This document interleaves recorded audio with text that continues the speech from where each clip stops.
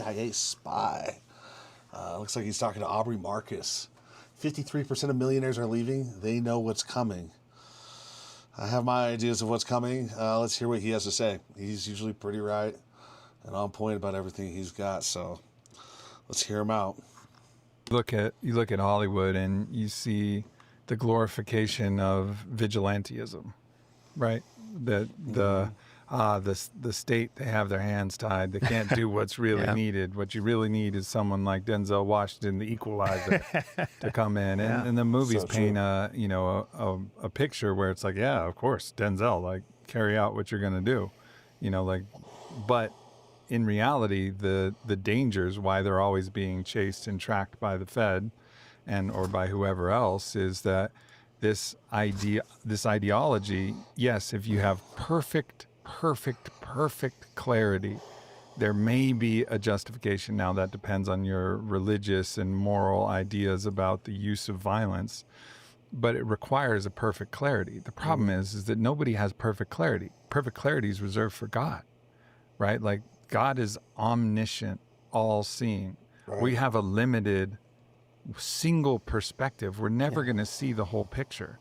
So the idea that a human being can carry out God's justice is a fundamentally flawed idea.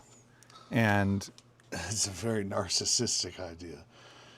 Just like us thinking that we can impact all sorts of different things around the world. Like, ultimately, consciousness, God, the earth itself is so self-regulating that, like, if we don't fix ourselves, there's going to be something else that resets what we're doing.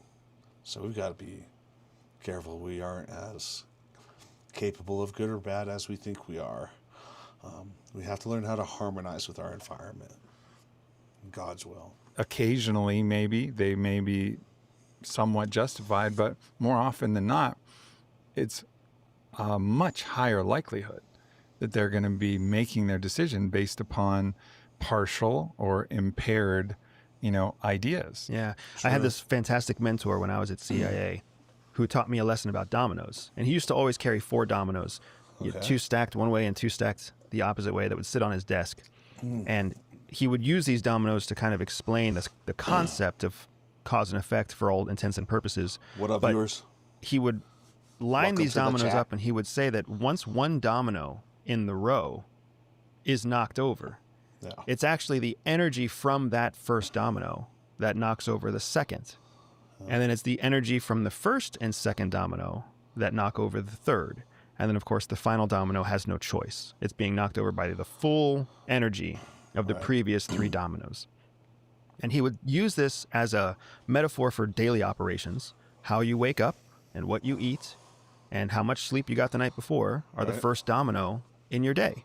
And then the order of what you do in that day. Do you choose to work out right away, or do you choose to drink coffee right away? Do you choose to, kiss your wife and children right away, or do you choose to put on your glasses and go into the office right away? Every decision we make creates energy for the next domino in our day. So right. It's all about that momentum. That's what I'm realizing. That's why I'm starting early today, because, you wake up early anyways. Like, you can go back to sleep.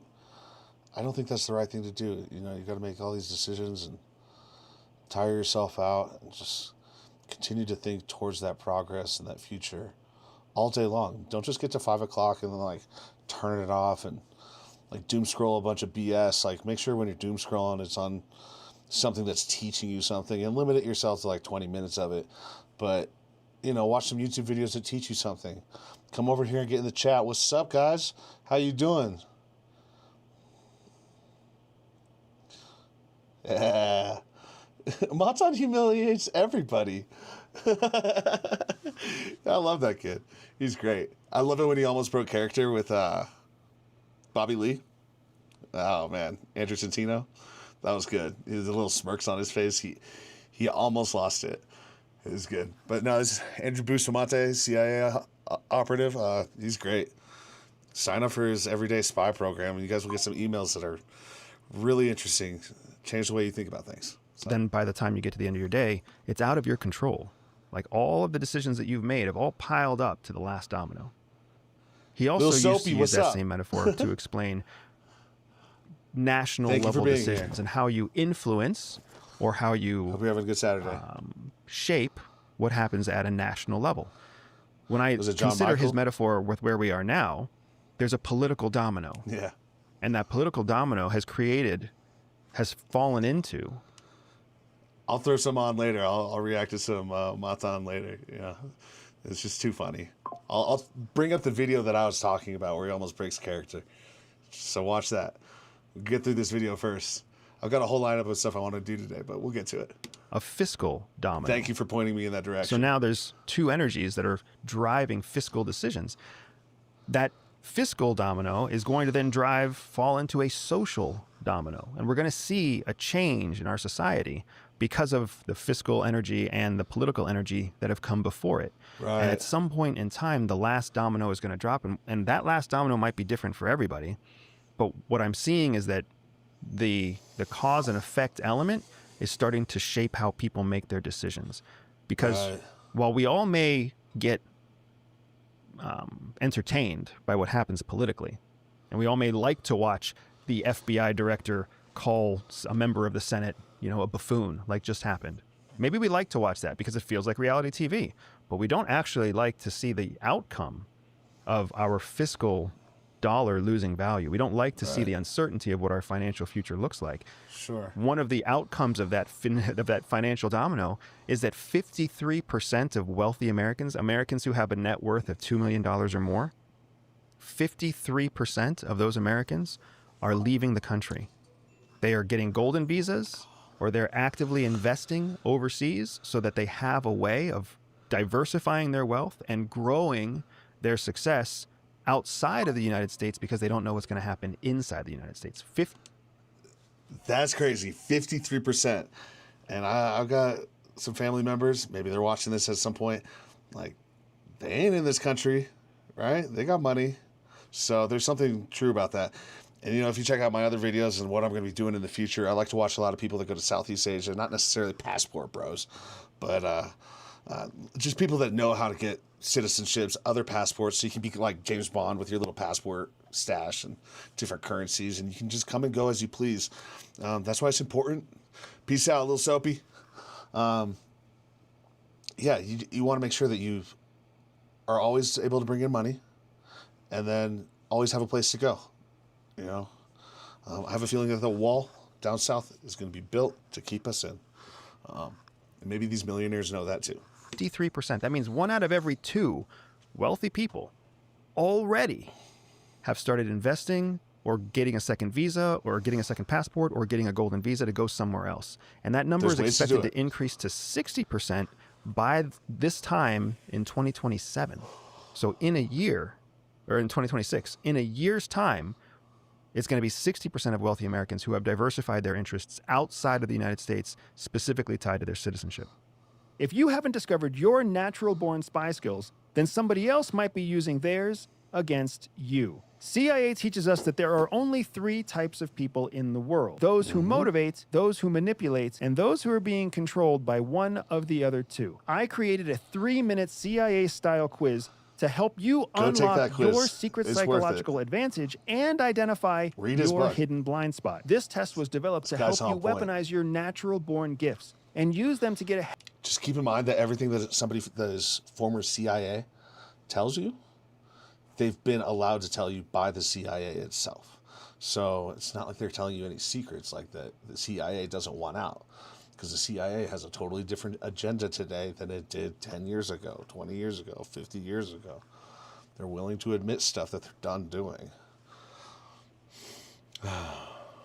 Head of 99% of people in power, wealth, and purpose. Like it was also designed to make sure that you can protect yourself against those who would use their skills against you. All you have to do is click on the first link in the description below or scan the QR code on your screen to start your spy quiz now. I want you to discover your secret spy superpower and use it for good before somebody else uses their power against you. Well, hello, White Rabbit. Miss you guys. Oh man, I need to pay for YouTube. Not a financial plan. Sorry, make you guys watch my ads along with your own ads. This is terrible, right? Can't wait to get back to Cambodia though. I'm coming. Gonna bring a friend, and grow food and start working and just live in the Wild West, you know? They call it the East, but if you keep going west from here, that's where we wind up. Pretty cool. Miss it out there. You guys are great.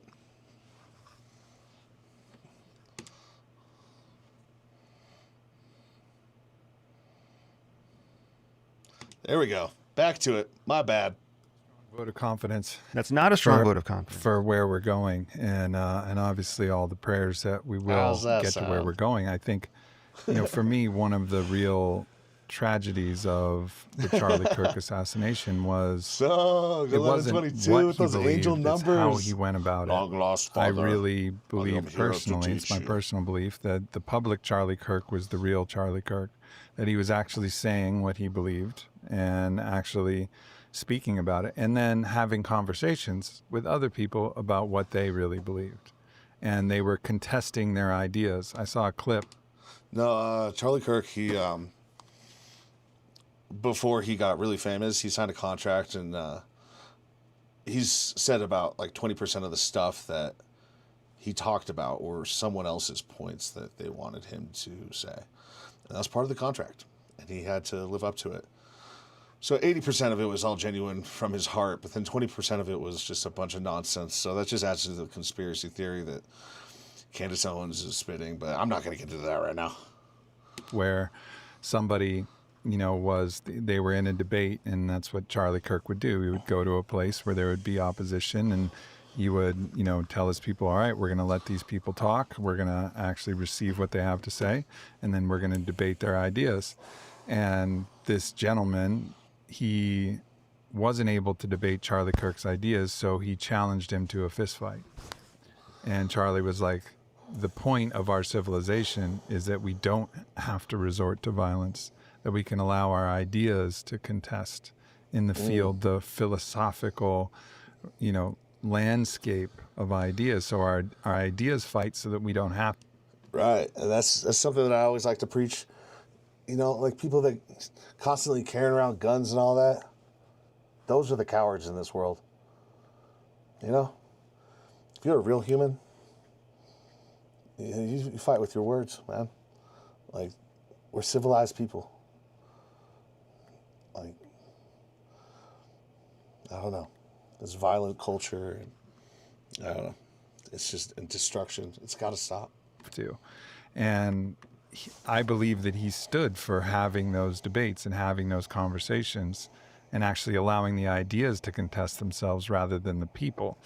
And I think that points a way forward. And I can only hope that, whatever you believe about Charlie's premises, again, I had, a lot of qualms with Charlie's premises. He didn't believe the same things that I believed, but the way he went about sharing his beliefs and receiving the challenges to his beliefs, I absolutely think is the way. Like, we have to start having those conversations and allow our ideas to contest themselves publicly so that we can see it, and then understand that the way that we actually combat is not with guns and sniper rifles. It's with ideas. Amen. Aubrey Marcus. Yeah, that is the path forward, and that is a path that I think has the biggest question mark on it, because that path takes patience. It takes work. It takes efforts. Not to mention how many movies and video games, and just like pop culture in general, it's just constantly showing us like saving the day with guns and all this like glorification of sex and relationships and money, and I don't know, like it is like Robin Hood and all that, like steal from the rich, give to the poor. But I don't know. It's just really dark, and it's programming, and that's why they call it television. It's telling you the vision to have, and we all feel like we have to defend ourselves with this advanced weaponry, and it's nonsense.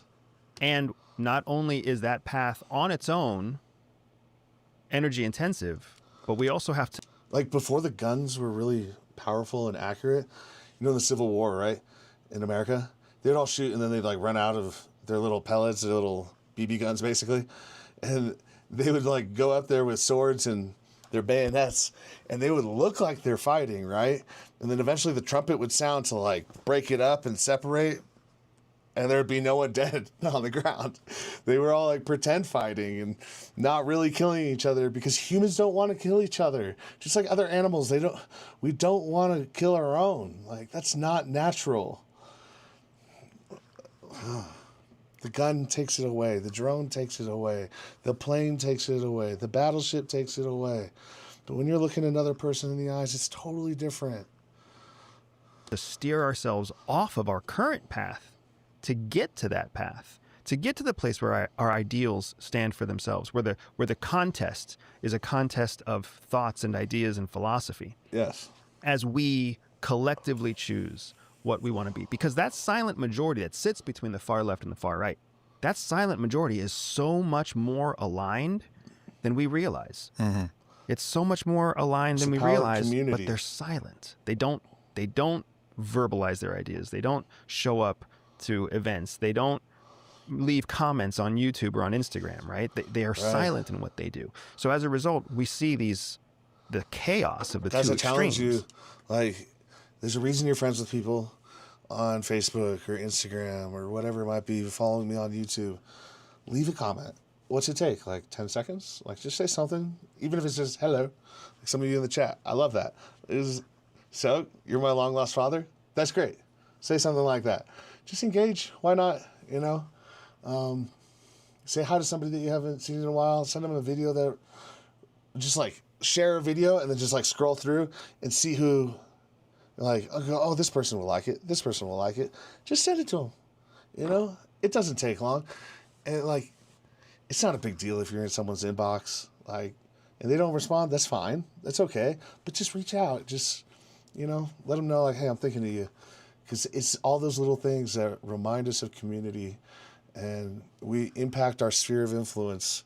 Like he said earlier, domino after domino. If someone around you is having a bad day, but you're having a good day, don't you notice that they start to just like kind of change a little bit? And hopefully when they interact with somebody else, it just continues forward. That's how we change the world, little by little. Kind of like we only live in the now, you know? Same concept.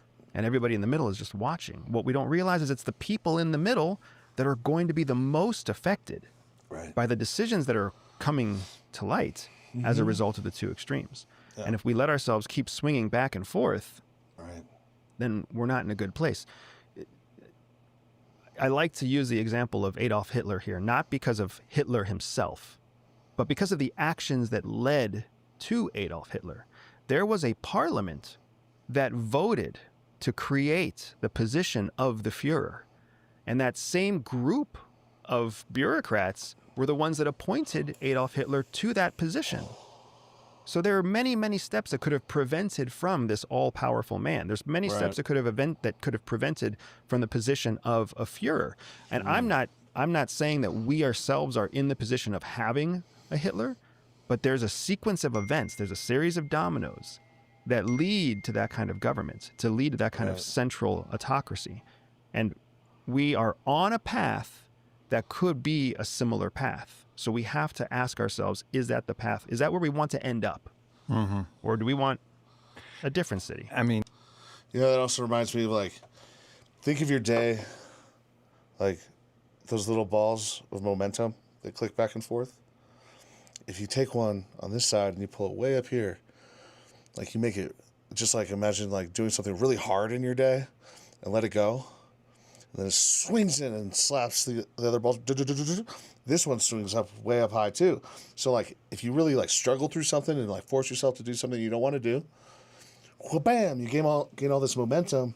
And like later in the day, your joy and alleviation and healing gets to a point that's much higher than it would have been if you just stayed in this little slow momentum cycle, as above, so below. So on like a macro level, you look at society, things look really bad right now, but just imagine we're just pulling that ball real high, and then we're going to let it go. Whack! We have this opportunity right now for all that momentum to swing into a really, really positive place. And as long as all those little balls in the middle are lined up, all those little dominoes, and we all know that, like, hey, if we just follow this way, boom, we can carry ourselves to a better future. I don't know, maybe I'm crazy. Is this potentially what the end game looks like for those kind of deeper state powers that have been, kind of orchestrating that? We don't know exactly what they are or who they are or what their motives are, but it seems like if you wanted the end result to be a centralized autocratic power, a new Führer, a new kind of, whether that's a technocracy that controls an AI-driven technocracy that controls the people, or a single individual, but this kind of totalizing of control. It seems like there's been dominoes that have been knocked over that lead to a high likelihood of that being the outcome, where the people say we need more, totalizing control so that we feel safe. And that's the trend I think that we're seeing around the world. Safety. When you see not just obvious autocracies like Saudi Arabia that still has a kingdom, or China that has a central Politburo, but when you also look at countries like Israel. Israel has Netanyahu in power. He's been in power for 18 years. They are they are a democracy. BB. They are absolutely a free market. However, they are a very strong centralized power. And that's why we continue to see Israel making decisions that are independent of the UN, independent of the best interest of their allies, independent of arguably the best interest of even their own long-term role as an international player. And in response to mounting pressure, Netanyahu, when he speaks to his own people, he tells them it's time for us to prepare for what might be a period of time where we are fully isolated by the rest of the world. So that means and he's not crazy, he's not interpreted as crazy among his own people, right? As Israelis choose whether they are pro-Bibi or not pro-Bibi, and there are plenty of people on both sides, the austerity measures that he is preparing them for, a self-sufficient Israel, meaning they feed themselves and they live off of their own internal economy, and they basically cut themselves off from the rest of the world. That's an option that they are realistically considering. That's an option that the prime minister is saying from the pulpit when he speaks to his own people. And it's not unheard of. It's not... The only way that would work is if the Greater Israel Project works. If you guys haven't seen that map, I suggest looking it up real quick. Maybe I'll bring up a video all about it. Let's talk about expanded borders there. Jeez. Because they would need it. It's not ludicrous to them. It's a very real option on the table. That completely undoes what we've been working on even before World War II. The idea of a unified, peaceful, cooperative human race. We are actively engaging in conversations where we are considering opting out of that. Mm-hmm. Yeah, I mean, it's there's many stories from history of warring tribes. You can look at, city-states in Italy, or, Greek nation-states, the Spartans and the Athenians, and they were always fighting against each other and all of this. We then kind of moved into this more global, okay, there's the United Nations, we're all going to roughly work together. And then now it seems like we're actually spreading potentially further apart, at least multipolar in our way, which has always been the case to some degree. But yeah, I mean, I think fundamentally at some point we have to look at the world's problems as all of our problems. Right. Like we all share the same home. Like one. If you have somebody destroying one part of your home and then drilling into the water pipes in your bathroom, all the water in the house is going to go out, right? Like you can't have a shared home and not get along with your roommate. Bring back the village. It's not going to fucking work. And I'm not seeing like a lot of the cooperative efforts going on at that level of... Because the people who took control of this world in the 1800s, roughly, into the early 1900s, 20th century, they're the ones who decided to change everything. We have power, free power systems. Like, it's totally possible free electricity, but that's where they gain their control, is through gas and oil, electricity, the energy that we need to survive and move. And it's just disgusting. And they use all those byproducts from the oil refining process to, like make fertilizers and polyester clothing and plastics. It's just absurd. These people who are in control, these families that have names that we don't know about, that all move as one big unit. We've got to be aware of them. Don't have to get upset about it, but like we have to, build our communities again and create villages again and communicate and live righteously and help one another. Build peace, not war. The infrastructure level of governments, but I am seeing it at the somewhat encouraging signs at the consciousness level, where more people are becoming aware of those older, traditional Siba. indigenous beliefs. Aho, Mentako, Yeo, Yasin, we are all related. These ideas. So it's this interesting battle that's happening between the momentum of legacy institutions in these win-lose metrics, in this competition race to the bottom, and then this kind of rise of a more holistic consciousness, which sees everybody as a child of God and as a brother or a sister. And I agree with you, because I'm seeing the same thing. We were just talking about it off camera. Aubrey Marcus, I love that guy. I am finding that the more I engage with highly successful, highly productive, high achievers, the more they are asking that spiritual question, the more they are exploring, how do I connect with an energy source that is a completely different vibration, that is something more true, something more organic, natural, than the frequencies that are coming from the airwaves. Yeah. Because there's so much frenetic negative energy, so much frenetic competition and conflict, that even biologically we can feel that it's not right.